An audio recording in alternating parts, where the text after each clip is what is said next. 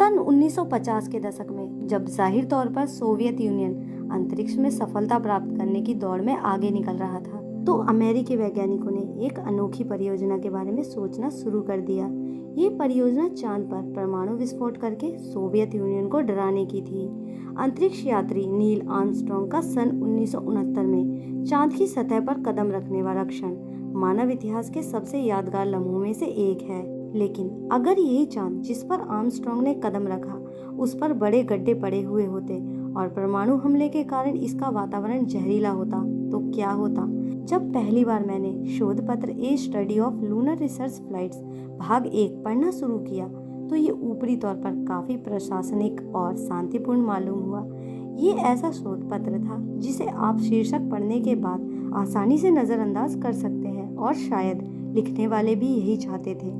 लेकिन जब आप उसके मुख्य पृष्ठ पर बनी तस्वीर देखते हैं तो स्थिति अलग हो जाती है। इसके बीच में एक एटम बम और एक मशरूम क्लाउड वास्तव में कटलैंड एयरफोर्स बेस न्यू मैक्सिको में एयरफोर्स के स्पेशल वेम्पस सेंटर का प्रतीक चिन्ह है, जिसने परमाणु हथियार की टेस्टिंग और विकास में महत्वपूर्ण भूमिका निभाई थी। इसके नीचे लेखक का नाम है एल रिफेल या लेनर्ड रिफेल, जो अमेरिका के लोकप्रिय परमाणु वैज्ञानिक माने जाते हैं। इस भौतिक वैज्ञानिकी ने एनरिको फर्मी के साथ काम किया था, जिन्होंने दुनिया का पहला न्यूक्लियर रिएक्टर बनाया था। एनरिको फर्मी न्यूक्लियर बम के जनक माने जाते हैं। प्रोजेक्ट ए 119 के नाम से बनी इस परियोजना में ये प्रस्ताव टॉप सीक्रेट यानी बेहद खुफिया राज के तौर पर पेश किया गया था। इसके तहत चांद पर हाइड्रोजन बम गिराने के बारे में परियोजना पेश की गई थी। ध्यान रहे कि हाइड्रोजन बमों को उस परमाणु बम से कहीं अधिक विनाशकारी समझा जाता है जो सन 1945 में हिरोशिमा पर गिराया गया था और उस समय न्यूक्लियर डिजाइन के हिसाब से आधुनिकतम था।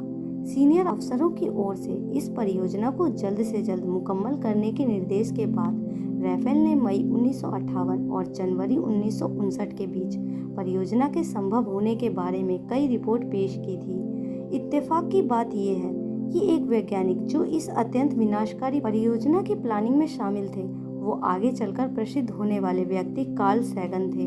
वास्तव में इस तरह के प्रोजेक्ट के होने के बारे में पहली बार सन 1990 में जानकारी मिली थी, जब सैगन ने एक नामी यूनिवर्सिटी में अपने आवेदन के बारे में जिक्र किया था। एक और इस परियोजना के जरिए चांद के बारे में कुछ बुनियादी सवालों का जवाब प्राप्त करना मकसद था, तो दूसरी ओर प्रोजेक्ट ए 119 का असली उद्देश्य शक्ति प्रदर्शन करना था।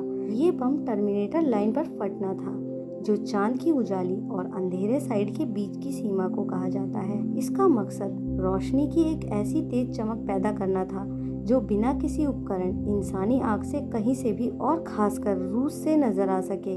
वहाँ वातावरण की अनुपस्थिति के कारण मशरूम क्लाउड बनाने की संभावना नहीं थी। इस अत्यंत भयावह परियोजना को पेश करने की शायद एक ही वजह समझ में आती है और वो उस समय के रूस से बेहतर न करने के कारण उपजी असुरक्षा और बेचैनी थी। सन 1950 में ऐसा लग नहीं रहा था कि अमेरिका शीत युद्ध जीत रहा है।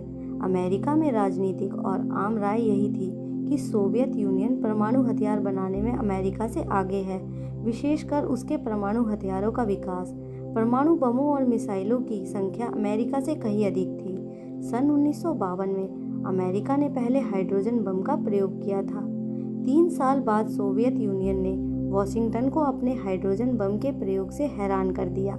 सन 1957 में सोवियत यूनियन ने अंतरिक्ष की दौड़ में वर्चस्व प्राप्त करते हुए स्पुतनिक 1 लॉन्च किया था, जो पृथ्वी के चारों ओर चक्कर लगाने वाला पहला कृत्रिम उपग्रह था। स्पुतनिक के लॉन्च से पहले सोवियत यूनियन की ओर से इंटरकॉन्टिनेंटल बैलिस्टिक मिसाइल लॉन्च किया गया था और अमेरिका की ओर से एक कृत्रिम चांद लॉन्च करने का प्रयोग एक बड़े धमाके के साथ बुरी तरह नाकाम हो गया था।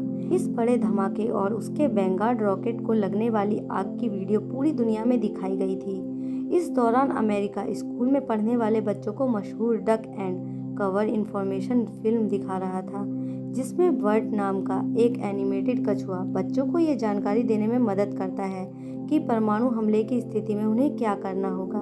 उसी साल अमेरिकी अखबारों में एक सीनियर खुफिया सूत्र के हवाले से एक खबर दी गई थी। इसमें लिखा गया था कि सोवियत यूनियन 7 नवंबर को क्रांति की वर्षगांठ पर चांद पर हाइड्रोजन बम गिराने की योजना बना रहा है। ये खबर अखबार the daily times new Philadelphia, Ohio में छपी थी। इसके बाद ये खबर भी आई कि सोवियत यूनियन अमेरिका के सबसे पास के पड़ोस पर परमाणु हथियारों से लैस रॉकेट से हमला करने की योजना बना रहा है। शीत युद्ध से संबंधित अक्सर अफवाहों की तरह ये कैसे फैली और इनकी शुरुआत कहां से हुई, किसी को मालूम नहीं है। हैरत की बात यह है कि इस डर ने सोवियत यूनियन को भी इस बारे में योजना तैयार करने पर मजबूर किया। उस परियोजना का कोड नेम E4 रखा गया था और ये परियोजना अमेरिका की योजना की कार्बन कॉपी थी। बाद में इस परियोजना को सोवियत यूनियन ने भी उन्हीं कारणों से रद्द कर दिया था कि इसके विफल होने की स्थिति में बम सोवियत धरती पर भी गिर सकता है। उन्होंने ये नतीजा निकाला कि इसके कारण अत्यंत गैर जरूरी अंतर्राष्ट्रीय दुर्घटना होने का खतरा है। शायद उन्हें इस बात का अंदाजा हो गया था कि चांद पर उतरना इससे बड़ा कारनामा है। हालांकि प्रोजेक्ट A119 भी सफल हो सकता था। सन 2000 में राफेल ने इस बारे में बात की।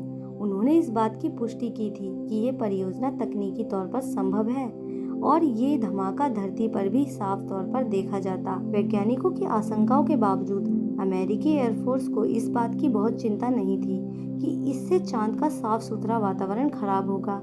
विज्ञान और परमाणु तकनीक के इतिहास पर काम करने वाले एलेक्स वेलरस्टीन का कहना है कि प्रोजेक्ट A119 स्पुतनिक के लॉन्च के खिलाफ सामने आने वाले कई विचार में से एक था। उन्होंने कहा कि उनमें स्पुतनिक को शूट करने की भी योजना थी, जो सुनने में बहुत खराब लगता है। वो उन्हें ऐसी कल्पनाओं के तौर पर देख रहे थे जो लोगों को प्रभावित करने के लिए इस्तेमाल हो। उन्होंने अंत में अपना उपग्रह बनाने के बारे में सोचा और उसमें कुछ समय लगाया, लेकिन उन्होंने इस प्रोजेक्ट को काफी गंभीरता के साथ सन 1950 के अंत तक जारी रखा। ये आपको उस समय के अमेरिकी विचारों के बारे में जानने में मदद करता है। ये वास्तव में एक ऐसी चीज बनाने की कोशिश करना था जो प्रभावशाली हो। मेरे विचार में ये मामला न केवल प्रभावशाली बल्कि डर पैदा करने वाला भी था। वो कहते हैं जो भी उन भूमिकाओं में होता वो आमतौर पर अपनी मर्जी से काम कर रहा होता। उन्हें ये काम करने में कोई समस्या नहीं होती। अगर उन्हें डर होता तो वो लाखों दूसरे काम भी कर सकते थे। कई वैज्ञानिकों ने शीत युद्ध के दौरान वैसा किया और फिर कहा कि भौतिकी बहुत अधिक राजनीतिक हो गई है, लेकिन इस रवैये पर वियतनाम युद्ध तक अधिक आत्मनिरीक्षण किया गया होगा। अंतरिक्ष की पृष्ठभूमि में अंतर्राष्ट्रीय संबंधों के बारे में बात करते हुए ब्लेडिन वोमेन कहते हैं, प्रोजेक्ट A119 मुझे कार्टून द सिम्पसंस की उस कड़ी की ओर ध्यान दिलाता है जिसमें लीसा नेल्सन के कमरे की दीवार पर न्यू द वेल पोस्टर दिखती है और इस पर वो कहती हैं कि आपको किसी चीज पर परमाणु बम गिराना है। वोमेन कहते हैं ये काफी गंभीर अध्ययन थे, लेकिन उन्हें जरूरी फंडिंग नहीं मिली थी, ना ही उन पर उतना ध्यान दिया गया। तब उन्होंने अंतरिक्ष अध्ययन से किनारा कर लिया। ये सन 1950 के अंत और सन 1960 की शुरुआत में अंतरिक्ष से संबंधित एक पागलपन का दौर था, क्योंकि उस समय किसी को ये नहीं पता था कि अंतरिक्ष युग का भविष्य क्या होगा। वो आगे कहते हैं, अगर दोबारा कभी चांद पर पहुंचने के बारे में इस तरह का पागलपन पाया गया तो ये वैश्विक कानूनी व्यवस्था का उल्लंघन माना जाएगा और इस पर दुनिया के लगभग सभी देश सहमति जता चुके हैं। अंतर्राष्ट्रीय सहमति के बावजूद क्या इस तरह की परियोजनाएं दोबारा सामने आ सकती हैं? वोवेन कहते हैं, मैंने इस तरह की कुछ बातें सुनी हैं, जैसे पेंटागन आदि से, जिनमें अमेरिकी स्पेस फोर्स के मिशनों का जायजा लेने की बात कही है ताकि चांद के वातावरण पर शोध किया जा सके। अगर इस तरह की कल्पनाओं को अमेरिका में महत्व नहीं दिया जाता है तो ये जरूरी नहीं है कि उसे चीन में भी महत्व नहीं मिलेगा। बोवेन कहते हैं, मुझे बिल्कुल भी ताज्जुब नहीं होगा अगर चीन में एक वर्ग इस तरह के विचारों को हवा देता है, क्योंकि उन्हें लगता है कि चांद एक आकर्षक वस्तु है और ऐसी सोच रखने वाले लोग सेना में काम करते हैं। प्रोजेक्ट A119 की विस्तृत जानकारी आज भी एक पहेली है।